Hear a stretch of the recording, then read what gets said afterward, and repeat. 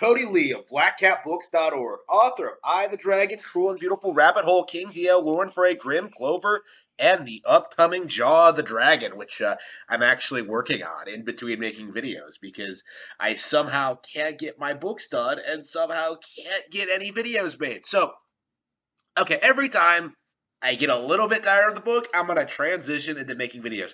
So, yeah, there has been a lot of thoughts running in my head regarding the current state of the video game industry. A lot of stuff that I just haven't had the opportunity to talk about, or maybe there hasn't been like anything to really bring it up, or any reason to talk about it. There is a lot of radical shifts going on in the gaming sphere right now. From Nintendo kind of establishing themselves as the go-to platform to like the decline in Sony's first-party studios to just like the shilling of gaming YouTubers. There's a lot of stuff to talk about. But one of the things that I've kind of slipped through the cracks, something that I personally, as someone who's not like a particularly big fan of the genre, hasn't really talked about is the decline in fighting games. I feel as if we're reaching the point where the fighting game industry is kind of stagnant. There is no evolution. There is no growth. There is a growing lack of audience interest in the fighting game genre, and it's kind of interesting to see like how developers are responding to this because of course like there are a couple of outlier major successes, stuff like Tekken 7, stuff like Smash, stuff like Dragon Ball FighterZ, but by and large I think most major fighting game franchises have really shit the bed over the past couple of years. There was a renaissance, a brief renaissance in 2008 brought on by Street Fighter 4 in which like fighting games kind of became big due to like the rise of popularity of online fighting games, so you could like play online, play all these crazy people, like play people around the world, and like you would always have someone to play with. You wouldn't need to go to an arcade, you wouldn't need to do any of this. But the problem at this stage is fighting games are so incredibly technical, so complex, so ridiculously hard to get into that like it's very hard for newbies to get into. I can tell you from experience, as someone who's never played a Tekken game before, like going on to Tekken 7, going online, learning how to play martial law was like a nightmare of an experience for me. Like it was incredibly rough, right? Because I was competing against people who had been playing Tekken for years, who had a lot of technical knowledge, who who basically revolve their lives around Tekken, essentially. Like even if they're not professional players, like they spend a lot of time playing the game, understand like the matchups and stuff like that, like stuff you couldn't possibly pick up on unless you have spent like hundreds or thousands of hours playing this series. Like fighting games are just for younger audiences are becoming inaccessible. Like older players are just going to keep sticking with like the older games, like the established franchises, and younger ones are just not going to really pick up any of this stuff at all.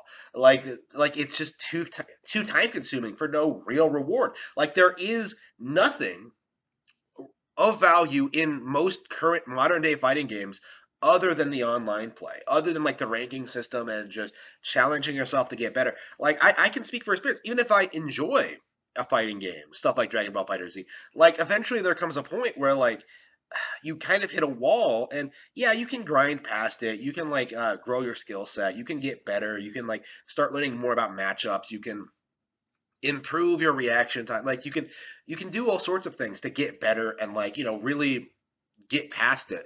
But that's so much time and effort for something that I feel is completely meaningless because I can tell you I have the capacity to excel more, to go past Super Saiyan 3 in Dragon Ball Fighter Z, but once I reached that level, I just felt myself like losing interest, because well, first of all, there are other things I'd rather be doing, but at a certain point, like it just stopped being fun. Like it just stopped being interesting to me. Like the game was fun, but at a certain point, like I just lost interest in it, and I just kind of wanted to move on to the next thing. And I think a lot of people who just casually play fighting games have that feeling where it's just like, okay, I'm just gonna move on to the next thing.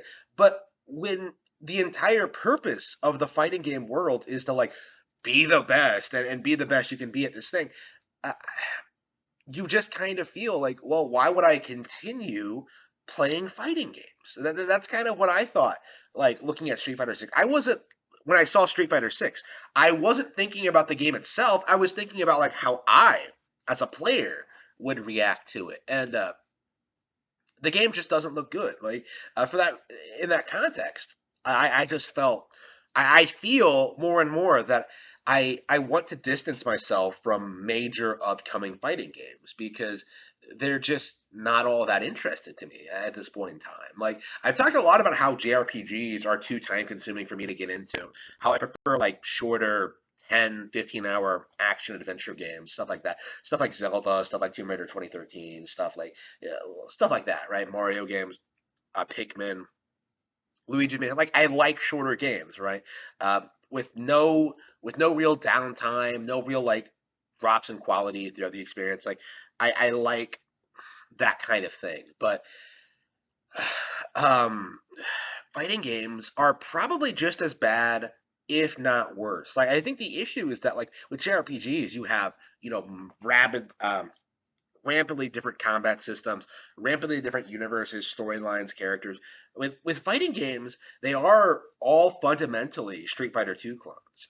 Like that's really all they are. Like, and at a certain point, it's just like if I wanted to be good at any particular fighting game, why would I not just play Street Fighter 2? Because that's the one that everyone keeps going back to. That's the industry standard, has been for like 30 years. Yeah, you can say there have been new fighting games, but what have they done to really innovate and bring anything new to the table?